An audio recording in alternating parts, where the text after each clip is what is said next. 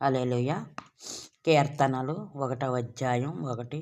1 దుష్టుల ఆలోచన చెప్పున నడువక, పాపుల మార్గమున నిలువక,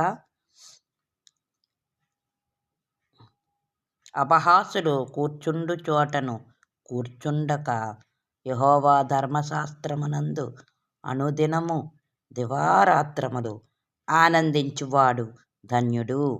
అతడు నీటి కాలువల యోరను నాటబడినదై ఆకువాడక, తన కాలమునందు ఫలమిచ్చు చెట్టువలె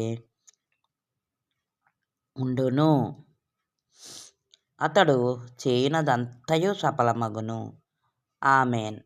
ఈ వాక్యం చదివినందుకు, దేవుడు నాకు ఈ అవకాశం ఇచ్చినందుకు దేవుడికి వందనాలు.